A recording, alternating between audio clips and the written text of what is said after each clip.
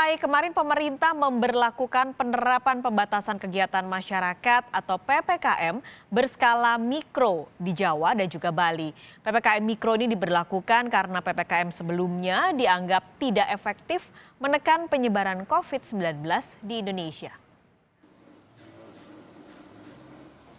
Sejumlah daerah di Indonesia, khususnya di Pulau Jawa dan Bali, mulai kemarin sudah memberlakukan penerapan pembatasan kegiatan masyarakat mikro atau PPKM mikro. Di Surabaya, Jawa Timur, pembatasan di tingkat RT dan RW dilakukan dengan pendataan dan pencatatan orang dan kendaraan, pemeriksaan kendaraan yang masuk dan keluar, serta pengawasan warga yang sedang isolasi mandiri. Pembatasan kegiatan warga di tingkat RT dan RW juga dilakukan di Yogyakarta dari 9 hingga 22 Februari. Pengawasan protokol kesehatan ditingkatkan di RT dan RW. Sementara itu, Gubernur DKI Jakarta Anies Baswedan menyatakan PPKM Mikro diperlukan untuk menekan penyebaran COVID-19.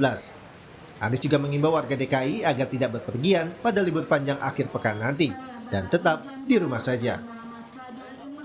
Kita di Jakarta akan terus untuk melaksanakan penjagaan di tingkat mikro, dan kebijakan kita memang beruntung bahwa di Jakarta selama ini memiliki Wisma Atlet yang dikelola oleh Pak Pangdam dan juga hotel-hotel tempat isolasi mandiri.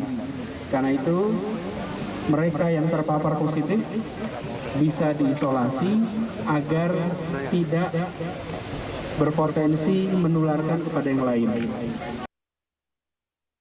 Ada 4 poin penting dalam pelaksanaan PPKM Mikro.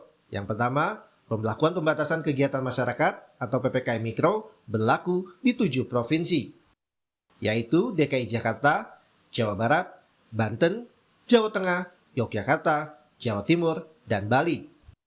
Poin kedua terkait aktivitas kantor, rumah makan, tempat ibadah, dan sekolah, di mana pekerja di kantor kapasitas rumah makan dan rumah ibadah dibatasi hingga 50%. Pusat perbelanjaan pada PPKM Mikro boleh beroperasi hingga pukul 9 malam. Sementara kegiatan belajar mengajar tetap secara daring atau online. Poin ketiga, semua kelurahan dan desa di kabupaten dan kota yang menerapkan PPKM Mikro wajib mendirikan posko penanganan COVID-19 yang terdiri dari berbagai unsur masyarakat. Poin keempat, dalam PPKM Mikro juga diterapkan sistem zonasi pengendalian hingga tingkat RT. Kriterianya yaitu zona hijau, kuning, oranye, dan merah. Namun pertanyaannya, apakah PPKM Mikro ini mampu menjadi solusi dalam menekan angka penularan COVID-19 selain dari upaya vaksinasi yang tengah gencar dilakukan saat ini? Bahwa memang betul perlu ada penguatan pada level terendah ya.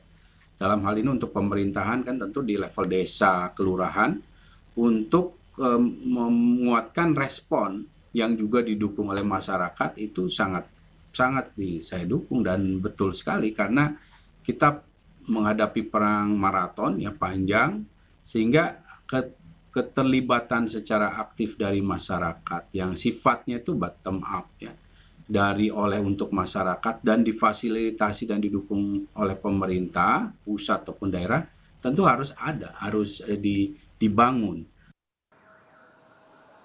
Apapun jenis pembelakuan aturan untuk menekan angka kasus penularan COVID-19 di Indonesia, tentunya tidak akan efektif apabila tidak ada kesadaran dari individu untuk selalu menerapkan protokol kesehatan yang ketat, yaitu dengan selalu mencuci tangan menggunakan sabun dan air mengalir, memakai masker, dan tentunya menjaga jarak serta menjauhi kerumunan. Tim Liputan, Kompas TV.